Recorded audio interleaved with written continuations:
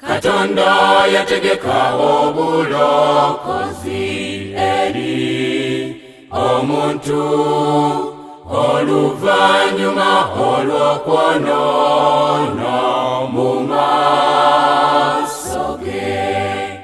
Katonda yategeka obulokozi eri omuntu oluvanyuma olw'okwonoona mu maaso ge.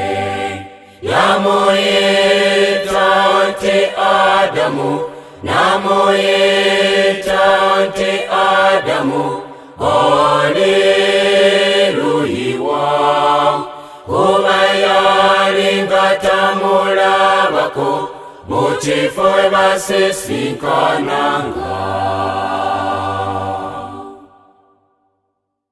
Adamu namuddamu nti ndyenone kwese, kubanga ndabye ndi bwerere.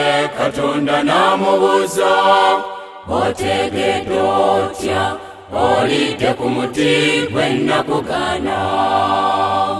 Adamu nayogera nti omukazi gwe wampa okubeeranga naye yampadde ku muti n'endya. Omukazi nayogera nti omusota gunsenzesenze n'endya. Katonda n'agamba omusota nti kuba okoze kino okolimiddwa gwe, okolimiddwa gwe okusinga ensolo zonna ez'omu nsi. Onootambuzanga lubuto, onoolyanga nfuufu. Nange obulabe naabuteekanga wakati wo n'omukazi, era ne wakati w'ezzadde lyo n'ezzadde ery'omukazi. Ezzadde ery'omukazi lirikubetenta omutwe, naawe oliribetenta ekisinziiro. Mukama bw'atyo bwe yagamba. N'agamba Adamu nti kubanga owulidde eddoboozi lya mukazi wo n'olya ku muti gwe nakulagira, nga njogera nti togulyangako, ensi ekolimiddwa ku lulwo era mu kutegana bw'onoojanga ebyokulya byo ennaku zonna ez'obulamu bwo.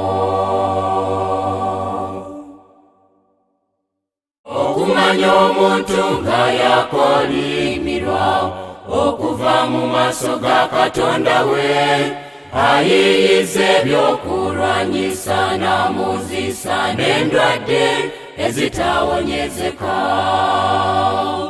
Ayiyiza bbomu n'amuzisa okutirimbula abantu n'endwadde ezitawonyezeka okusanyawo ensi yonna. Olw'ekisa kya Katonda ekingi ennyo, teyaleka Adamu okubula.